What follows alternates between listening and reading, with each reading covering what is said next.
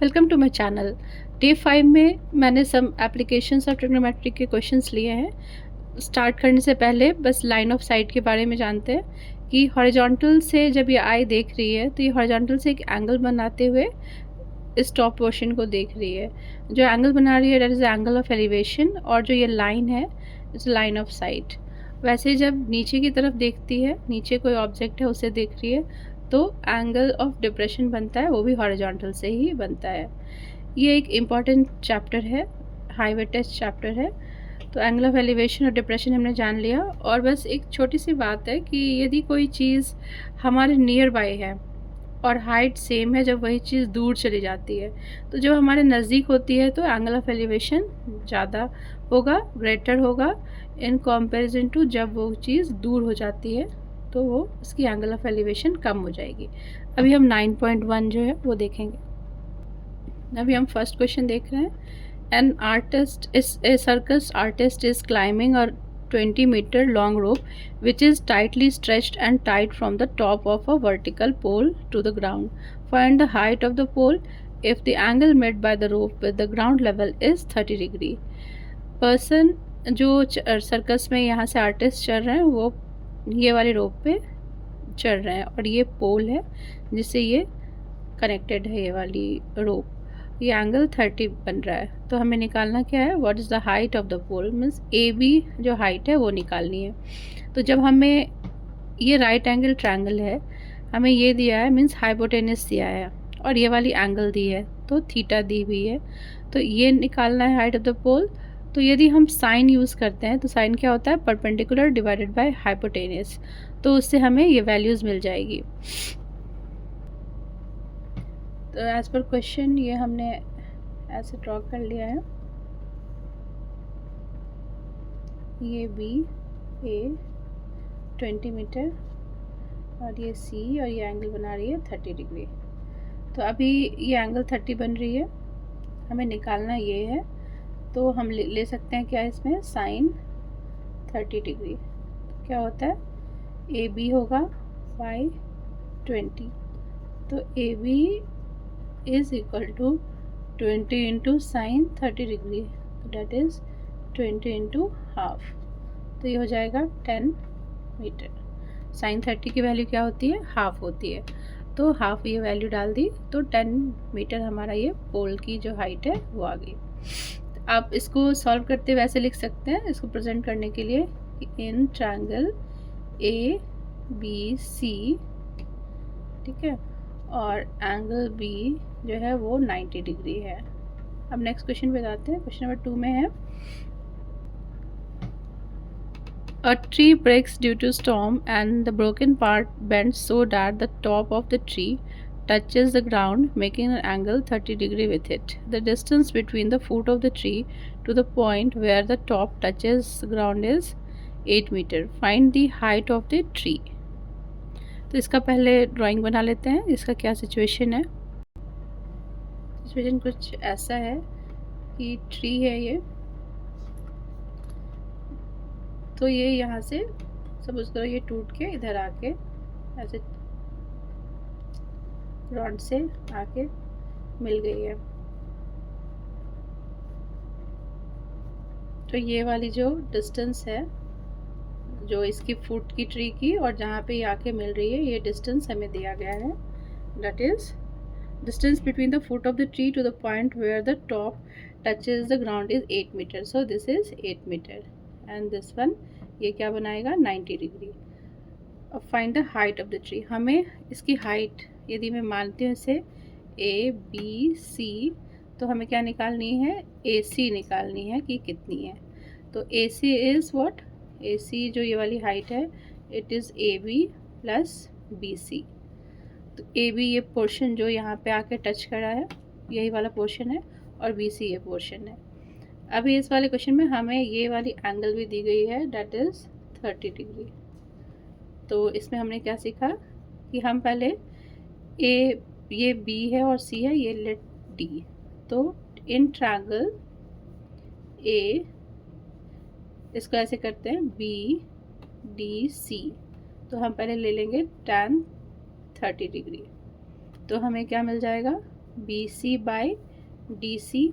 तो बी सी हमारा क्या है, ये हमें पता नहीं है ये कितनी हाइट है, तो x मान लेते हैं। तो x बाई डी सी वो 8 दिया हुआ है, और tan जो है 30 डिग्री की वैल्यू क्या होती है, 1/√3। तो 1/√3 is equal to x by 8।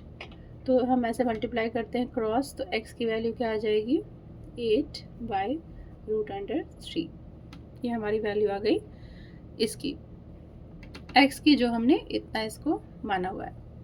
अब हमारा नेक्स्ट क्या है, हमें निकालना है ए बी, जो कि यही पोर्शन जो है वो टूट के इधर आके इसमें अटैच हुई है। तो हम कैसे निकाल सकते हैं, ये वैल्यू पता है हमें, ये एंगल पता है, तो हम ले सकते हैं cos 30 डिग्री। तो बेस क्या है हमारा, यहाँ पे DC ये बेस, और ये हाइपोटेन्यूस DB। तो DC is 8 and DB is we don't know, we have to find. तो एंड दिस वैल्यू इज √3/2। तो इससे हमें क्या मिला कि √3/2 इज इक्वल टू 8/DB। तो DB into √3 is equal to 16 लिख सकते हैं। तो DB is 16 divided by √3। DB is 16 √100 divided by 3 हो गया। अब हमें जो निकालना है, मैं यहीं पे दिखाती हूँ। तो हमें निकालना है क्या, जो AC है टोटल हाइट, वही चीज़, एक्चुअली यही चीज़ पोर्शन टूट के इधर आई है।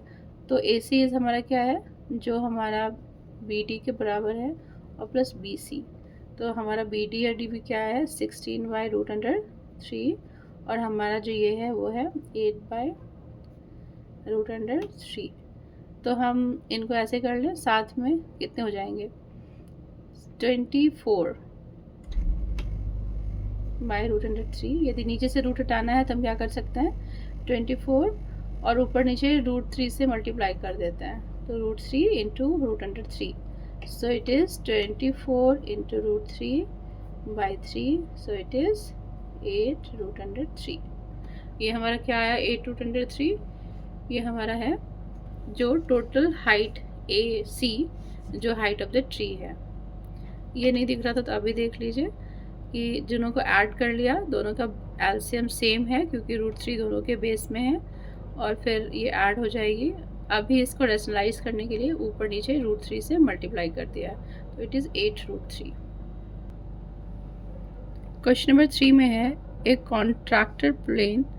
contractor plans to install 2 slides for the children to play in a park. For the children below the age of 5 years, she prefers to have a slide whose top is at a height of 1.5 meter and is inclined at an angle of 30 degree to the ground. Where for the elder children, she wants to have a steep slide at a height of 3 meter and inclined at an angle of 60 degree to the ground. What should be the length of the slide in each case? तो वो जो छोटे बच्चों के लिए बहुत steep नहीं बनाना चाहती है, और जो बड़े बच्चे हैं उनके लिए स्टीप जो स्लोप बनाया गया है, ताकि वो स्लाइडिंग के लिए जो है अच्छा होगा, और जो छोटे बच्चों को सेफ्टी के हिसाब से छोटी स्टीप जो है उतनी ज़्यादा स्टीप नहीं है। अभी सॉल्व करते हैं। क्वेश्चन नंबर 3 है ये। केस 1 में क्या है, जो कॉन्ट्रैक्टर हैं उन्होंने छोटे बच्चों के लिए जो हाइट रखी है, ये 90 का बनाएगा, ये हाइट 1.5 है और ये एंगल है 30 डिग्री। तो हमें निकालना है what is the length of the slide. तो स्लाइड का लेंथ क्या होगा, ये ABC है, तो हमें AB निकालना है। तो AB कैसे निकाल सकते हैं, ये हमारा नोन है और ये हमें अननोन है, और ये एंगल पता है। तो ये रेशियो जो है साइन थीटा का, वो क्या होता है, परपेंडिकुलर बाय हाइपोटेन्यूस। तो वही कर लेंगे अप्लाई। तो sine 30 degree is perpendicular is 1.5 and the hypotenuse we don't know, and this is half. तो half is equal to 1.5 h, 1.5 into 2, तो ये कितना हो जाएगा, 3 मीटर। ये फर्स्ट केस है। और जो सेकंड केस है उसमें क्या है, उन्होंने थोड़ा स्टीप बनाया है। तो ये 60 डिग्री का एंगल बना रही है और जो ये हाइट है वो 3 सेंटीमीटर या मीटर, इट इज़ 3 मीटर। अब नाम कर लेते हैं इसका कुछ EFG।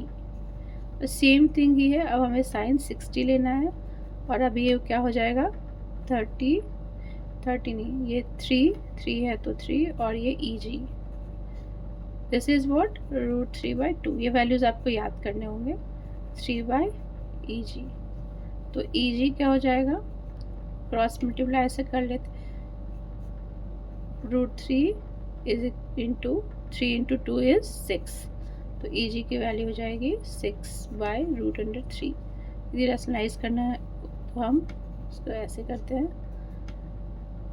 तो दिस इज 6√3/3, तो इसको आप 2√3 भी लिख सकते हैं। नेक्स्ट क्वेश्चन नंबर 4 है, the angle of elevation of top of a tower from a point on the ground which is 30 meter away from the foot of the tower is 30 degree, find the height of the tower। तो question अभी draw कर लेते हैं, क्या बोल रहा है, the angle of elevation कहाँ से, from a point on the ground, तो ग्राउंड लेवल पे वो पॉइंट है, the angle of elevation from the it's from the point on the ground is 30 degree।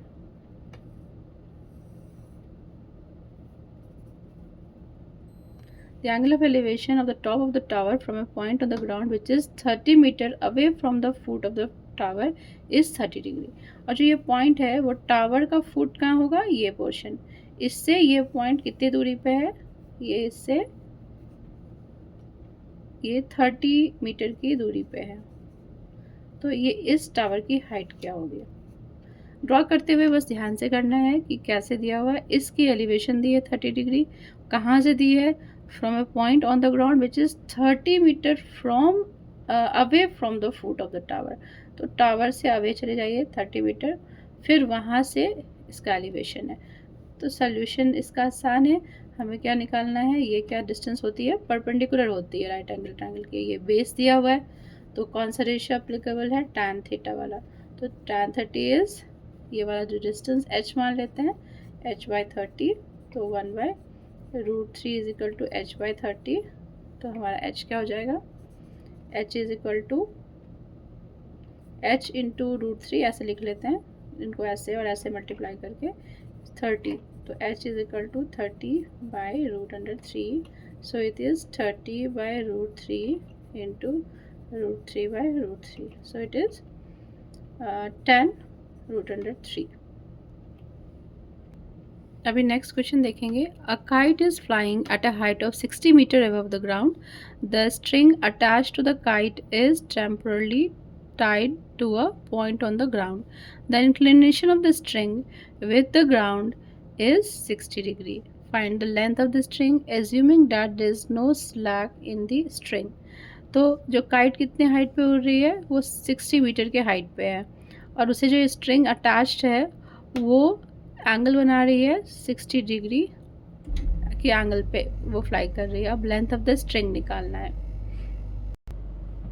Question कुछ ऐसा है, ये यहाँ पे है काइट जो है ग्राउंड से कितनी डिस्टेंस ऊंचाई पे है, वो 60 मीटर, और जो यहाँ से इसको उड़ाने के लिए लगाए हुए हैं ये वाली जो एंगल है वो है 60 डिग्री। अभी हमें ये ABC, तो हमें length of the string is AC ये निकालना है।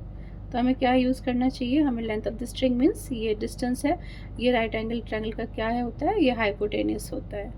तो हमें एंगल दिया हुआ है और परपेंडिकुलर भी दिया है, तो हमें साइन 60 लगा लेना चाहिए, AB/AC। ये है 60/AC and sin 60 is what, √3/2 and this is 60/AC। तो AC कितना हो जाएगा, ऐसे कर लेते हैं, AC √3 is equal to 60 into 2, तो AC की वैल्यू हो जाएगी 60 इंटू 2 3। तो अब इसको ऊपर नीचे हम √3 से कर लेते हैं, तो कितना हो जाएगा 60 इंटू 2 इंटू √3, और ये √3 मिलके 3 बन जाएंगे। तो 3 1 जा 3, 3 2 जा 6 ऐसे, तो इसको कर लेते हैं 40√3। ये हो जाएगी AC की जो लेंथ है। हमारा नेक्स्ट क्वेश्चन है 1.5 tall boy is standing at some distance 30 meter from a 30-meter tall building. The angle of elevation from his eye to the top of the building increases from 30 to 60 as he walks towards the building. Find the distance he walked towards the building. तो ये लड़का जो इतने height का है वो building से, इतनी बड़ी बिल्डिंग से कुछ दूरी पे है और एट दिस पोजीशन पे उसे एंगल ऑफ एलिवेशन 30 है जब वो टॉप ऑफ बिल्डिंग देखता है। फिर लेकिन जब वो थोड़ी दूर बिल्डिंग के पास आता है, थोड़े स्टेप्स, तब यदि वो एंगल ऑफ एलिवेशन देखता है तो वो 60 डिग्री होती है as he walks towards the building. Find the distance he walk towards the building. अब कितना डिस्टेंस जो है वो वॉक करता है ये हमें निकालना है।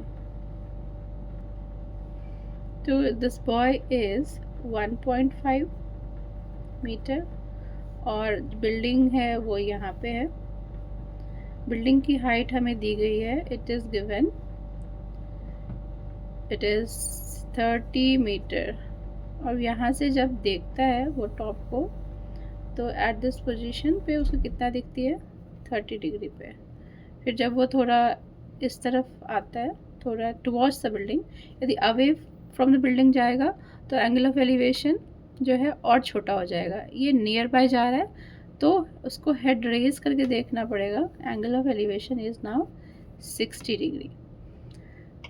तो हमें क्या निकालना है, ये कितने डिस्टेंस मूव किया, ये वाला पोर्शन, कि how much distance he moved, this portion जो है वो हमें निकालना है। तो कैसे निकाल सकते हैं, इसके लिए हमें क्या करना होगा, पहले तो यहाँ तक की हाइट हमें पता है क्योंकि ये टोटल 30 है, ये 1.5 है, तो दिस हाइट विल बी 28.5। यदि हम ये पूरा निकाल लें इस ट्रायंगल में, इस वाले ट्रायंगल में यदि ये पूरा हम निकाल लें डिस्टेंस, और छोटे इस वाले में हम ये वाले डिस्टेंस निकाल लें और दोनों को सब्सट्रैक्ट कर देंगे तो हमें ये वाली पोर्शन मिल जाएगी। तो फर्स्ट ऑफ ऑल हमें इसका कुछ नाम देना चाहिए, ए, लेट बी, सी, डी। तो अब हमें क्या करना है, फर्स्ट ऑफ ऑल tan 60 लेते हैं तो हमें BCA मिल जाएगा, BC। तो in triangle ACB tan 60 degree, tan 60 degree is how much, it is 28.5 divided by CB, and this tan 60 is how much, it is √3, so it is 28.5 divided by CB, and CB is 28.5 √3। तो हमें क्या मिल गया, CB की value मिल गई जो ये portion है। अब ट्रायंगल, बड़ा वाला ट्रायंगल ले लेते हैं, मैं यहीं पे सॉल्व करती हूँ ताकि हम, आप फ्रेश पेज पे एग्ज़ाम में फ्रेशली इसको सॉल्व कर सकते हैं। यहाँ मेरे पास रहेगा इसलिए मैं इन ट्रायंगल, इसलिए मैं नियर बाय सॉल्व करती हूँ। In triangle A B D हम tan 30 ले लेंगे। tan 30 इज़ 28.5 डिवाइडेड बाय, कितना होता है ये टोटल, टोटल कितना है इसको रख सकते हैं DB। तो this is how much, 1/√3 is equal to 28.5 divided by DB। So DB is, ऐसे क्रॉस मल्टीप्लाई करते हैं, इट इज़ 28.5